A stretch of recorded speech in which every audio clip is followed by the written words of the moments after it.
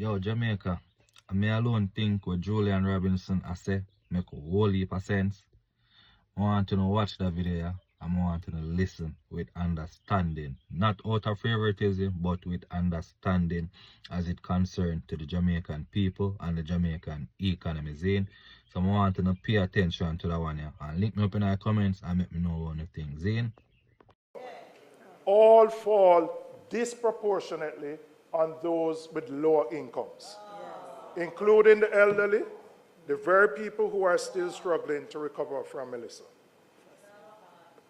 Madam Speaker, I want to address the 10 billion levy on sugary drinks specifically because the government has justified it as a public health measure.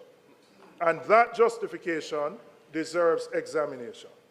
And let me say from the outset, we share the concern about the impact of sugar on the population and how that is impacting our healthcare system.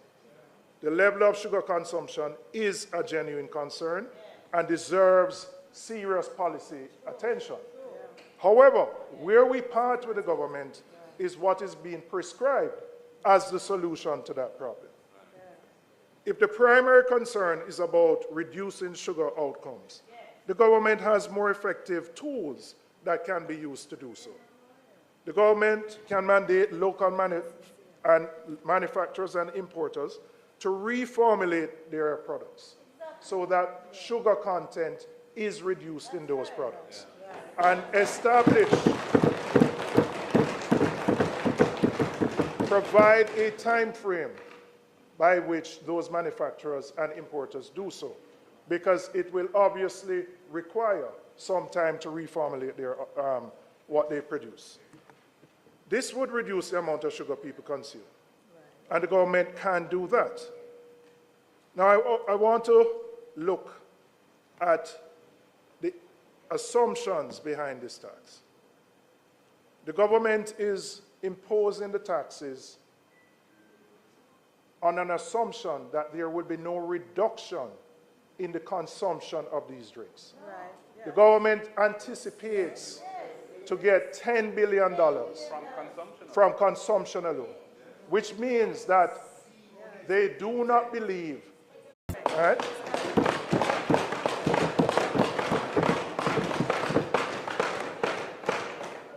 And without providing options which are healthy at a reasonable cost, all this tax will do is add a financial burden to those persons, many of whom are at the lowest end of the economic ladder. So, Madam Speaker, we do not believe this measure, apart from raising revenues, will have any desired impact on reducing consumption and increasing the health outcomes. The government also has other options. The government is one of the largest providers through the school feeding program to children. The government needs to ensure that what it provides meets the adequate and proper nutritional content for students. Many of the, whether it's the cherry malt or the bulla or what is provided, is not consistent with reducing sugar. So if we want to meet the health outcomes, let us start as government with how we formulate the products that are sent to our schools. And we would have the desired outcome of reducing sugar in the level of sugar that is consumed. I want to turn to the environmental levy. The name of the tax suggests that the cash flows from it will be directed towards environmental production, towards protecting our coastlines, our watersheds, our forests, the very natural infrastructure that Melissa reminded us we cannot afford to neglect. But the money goes straight into the consolidated fund. None of it is ring-fenced for specific environmental purposes. So we have a levy collecting money in the name of the environment, but it is not dedicated to the protection of the environment. It's simply another revenue source. And as with the sugary drinks tax, it's not the importer or the manufacturer who is the one who will ultimately pay the price. The cost will get passed ultimately down to the consumer with no corresponding benefit to the environment. So, Madam Speaker, when I look at what is being proposed with both the sugary tax and the environmental levy, it is simply inflationary because the cost of the costs are going to drive up prices in the economy, and the burden is going to be felt by those who can least afford it. In examining the package that was tabled by the government, what I only can come to a conclusion on is that they recognized there was a revenue gap and they had to find the easiest way to fill it. The measures are not calibrated to protect the most vulnerable. They are not designed around the specific circumstances of a post-hurricane economy. They are simply revenue measures which impact the poor the most. I want to turn to the digital services tax because the minister's presentation on Tuesday left us with more questions than answers. When this measure was first announced, the reasonable assumption shared by many persons was that the tax would apply to subscriptions, for example, Netflix, Spotify, those streaming and digital services. That was the natural reading of a digital services tax and what obtains in many other jurisdictions that have implemented it. But from what the minister said on Tuesday, it appears that the intention is different. It seems that the tax will apply to goods purchased online from platforms like Amazon, Temu, and Shein. Now, Madam Speaker, if that is indeed what is being proposed, then a serious question arises. Because that government 2 years ago made a very deliberate policy decision to raise the threshold on online purchases, increasing the custom duty exemption from 50 to 100 US and from $500 to $1,000 for persons traveling into the country. That was a conscious choice to reduce the cost burden to Jamaicans, and it was met with huge applause. Now, the digital services tax seems to be working against that relief. This inconsistency needs to be explained.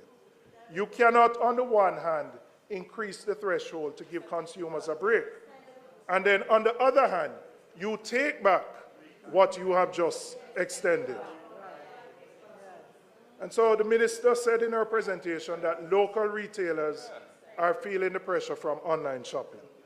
So the obvious question is, if that was the case, why then did the government 2 years ago increase the threshold to provide the relief, to now take it back from the very persons who you have provided the relief?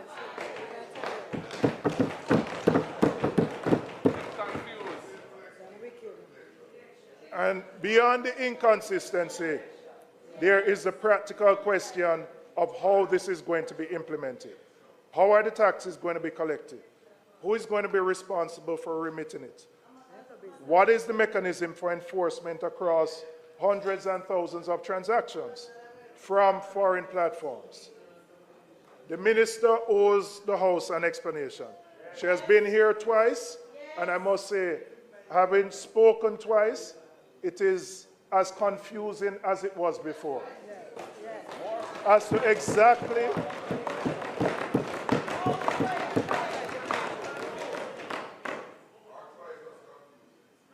so I expect the minister, when she comes in her closing, to give a clear and complete explanation of how the measure will actually work and how it will be implemented.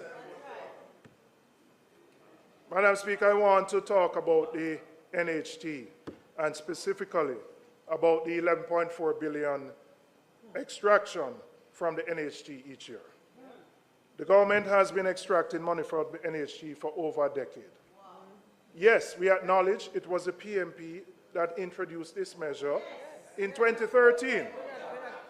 And I believe, absolutely, and I'm going to give you the context, because you spoke about the 20-year-olds who you wanted to give a historic perspective in.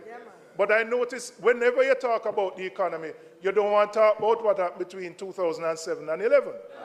You conveniently leave that out.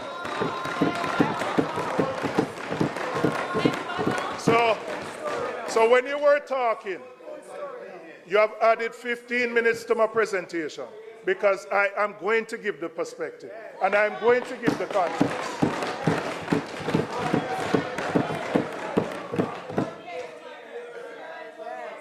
When we came to office in 2012, we inherited an economy on the precipice of collapse. And before that, let us recall.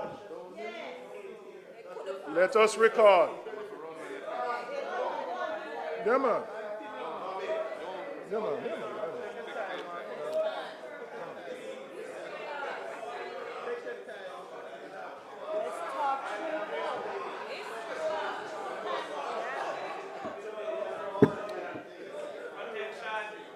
Member from East Central, St. James. You know, I consider you my father, so you have to listen to me when I talk, all right? But before that, Madam Speaker, we need to recall that the economy experienced 14 consecutive quarters of negative growth between 2007 and 2010, only to achieve a mere 1.5% growth in 2011. In 2011, the JLP abandoned and effectively ended the 27-month standby agreement with the IMF. And when I say abandoned, you know, like how Tessa keep a school, and you're supposed to show up. Them run going at the yard and hide and never take the test.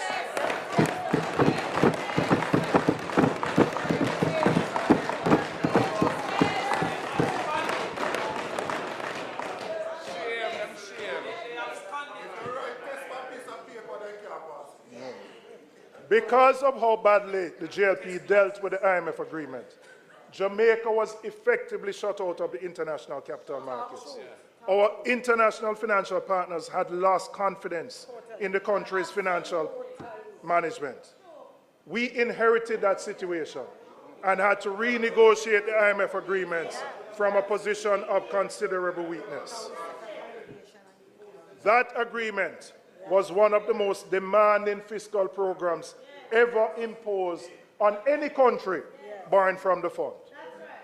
There was a primary surplus target set of 7% that Jamaica was 7.5% that Jamaica was required to maintain, which was among the highest ever demanded by an IMF agreement. In fact, it was higher than what was demanded of Greece during its own debt crisis. That is the mountain we were given to climb. The NHT withdrawal at that time was one part of a broader package of measures designed to meet that primary surplus requirement. It was not a decision taken lightly or casually. It was a hard choice made in extraordinary circumstances with the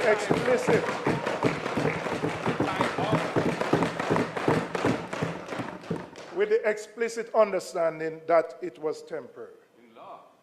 No. The same reason that drove the NHT withdrawal in 2013 is the same reason that drove the broader package of revenue measures that had to be implemented at the time, including new taxes. We had no other choice but to impose taxes to get to the revenue that the IMF required as part of its program. It was, Madam Speaker, what they left us in 2011 that required us to take the steps that we had to in 2012.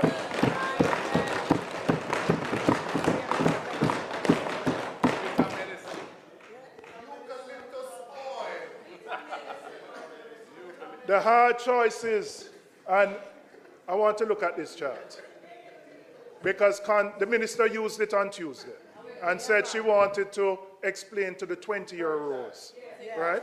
And so, yes, it is your chart, and I want to use it to explain to the 20-year rows why those taxes had to be imposed from 2012 to 2016, 2015.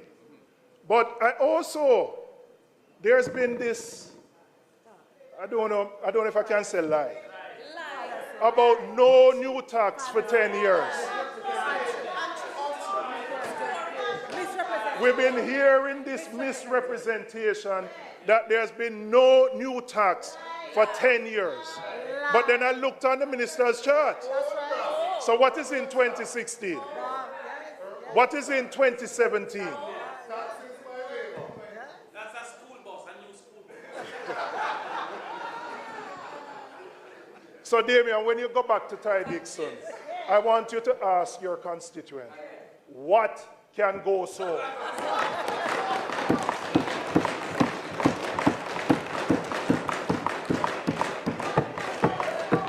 Madam Speaker, the hard choices that we had to make have worked. The PMP established Jamaica's macroeconomic fundamentals under the leadership of then Prime Minister, the Most Honorable Portia Simpson Miller, and Minister of Finance, Dr. Peter Phillips. They restored the confidence of our international partners. They put this country back on a credible fiscal path. The economic stability that this government inherited, they benefited from what we built from 2012 to 2016.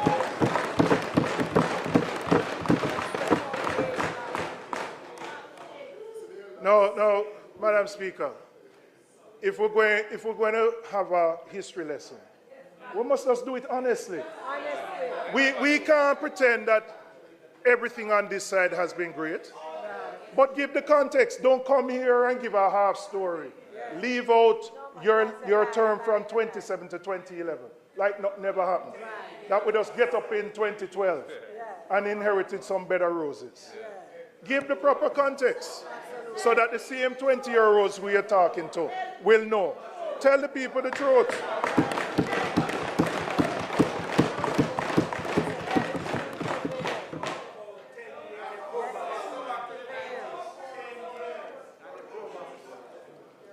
The reduction of poverty, the reduction of unemployment.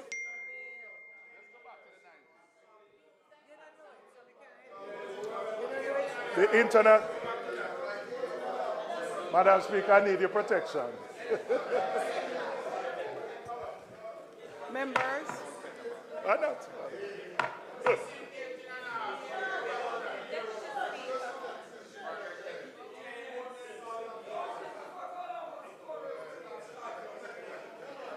Madam Speaker,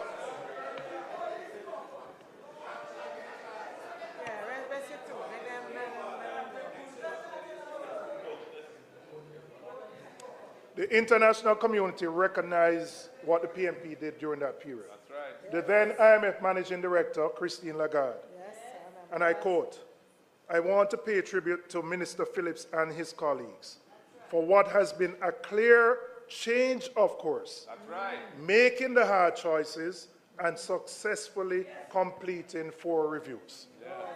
We never run from it. We never go into the schoolyard and say we're not take the test. We knew it was difficult. We faced it. We knew it was painful, but we knew it was in the best interest of the country to do so.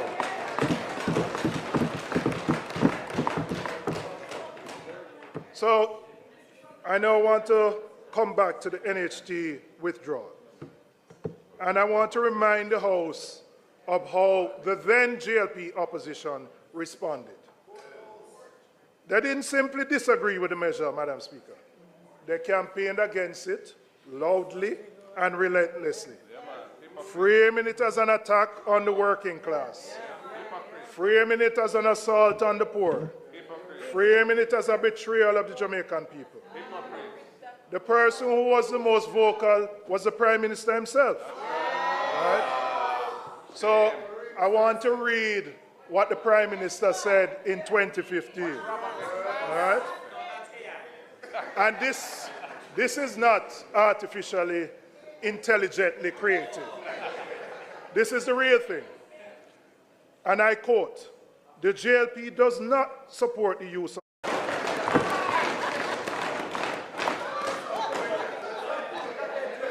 Madam Speaker, I'm going to star you more because more. The matter was taken to court. By an affiliate. They didn't go up front, but somebody went up front. Yeah, man. And they lost. Yeah, they lost. Now, Madam Speaker, after the JLP formed the government in 2016, you would have expected that NSG withdrawals would have ended based on how strident their position was. The so-called betrayal of the Jamaican people that they had fought against. But every year since, without interruption, 10 years of collecting the money, they once vehemently opposed. Now, recently I heard the Prime Minister, maybe last week, justifying the continued extraction by arguing that the funds are being directed to other national priorities. Shameless. Shameless. So I want to ask the Prime Minister one question. When the PMP had to do it between 2013 and 2016, were we not also directing those funds to national priorities? Were we not also using that money to meet the primary surplus that kept Jamaica out of default? Were we not using it to restore the confidence of the very international partners whose support the government relies on today? What exactly was different? What principle was being violated? You have found your voice. You have found your voice now. I'm glad you found your voice now. I'm glad you found your voice now. Because I don't know which Andrew Holness are talking to, whether it's the one now or the one in 2015.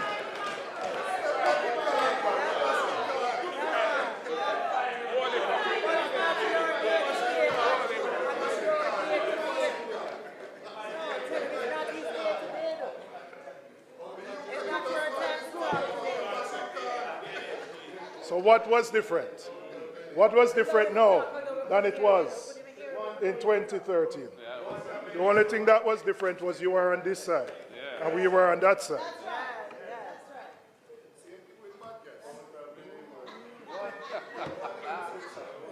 Now, Madam Speaker, I want to turn.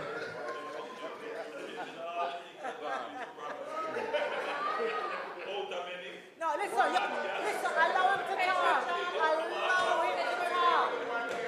Nobody interrupt you. All of them couldn't hear you, will listen. All of them couldn't hear you, will listen. All right, don't interrupt him. Do not interrupt him. I never expected you to get so agitated. You're going to speak next week Thursday, you know, and we will listen to you next week Thursday. And I don't intend to enumerate all the things over the last 10 years. You want me to? Okay, all right. Madam Speaker, I want to address something about the framing of this budget and how the revenue measures have been presented to the public. Yes, the country has suffered a major catastrophe through Hurricane Melissa, which has damaged the country and impacted the government revenues. But we need to look beyond that and go back to the last 2 years to see how the government has been balancing the budget. In the two previous consecutive years, the government securitized future revenues from the Norman Manley International Airport and the Donald Sangster Airport, raising over 70 billion in 23-24 and 60 billion in 24-25. What that meant is that they sold off 12 years in one case of future revenues and then 10 years of future revenues to ensure that they could fund the budget. And the analogy that I would use is like you go to your boss and you're under some pressure and you say, boss, give me a salary advance for the next 12 months. And you use the money for deal with the rent and all the other things. So when next month comes, you can't get another advance. So you have to go find something else. So this is next month. So having sold off the revenues of both airports, Nothing more to sell. there is nothing more to sell So them must tax you instead. to meet the recurrent expenditures. Tax you instead. So, Madam Speaker, those securitizations provided upfront cash that supported the budget of the day. So what this tells you is that long before Melissa, there was always a challenge for tax revenues organically to meet the expenses of the government. Same so. And so the government relied on these one-off transactions to balance the budget, something which was raised by the fiscal commissioner and has been raised as a risk going forward. And we have raised it as well, and we did for the last 2 years. So the gap between what the government was collected and needed and what it was spending was widening. Those pressures existed before Melissa came. Poor management. Before Melissa came. And so it is important, Poor management. it is important that there is a context explained of the challenges that this government has faced, particularly around growth and tax revenues. Now, they have been aggravated by the hurricane and made worse, but they existed long before. And we are not minimizing the impact that the hurricane has had on the country and the economy. But the Jamaican people need a context and an honest explanation as to the fiscal challenges that existed and that they existed long before Melissa hit our shores. Madam Speaker, I want to turn to what we would do differently. The government has looked at the revenue gap and has reached for the imposition of new taxes to fund the budget. And the continued drawdown of the NHT, what, 11.4 billion. We have looked at a similar gap, and we have determined an alternative way to fund the budget while balancing the lives of the Jamaican people.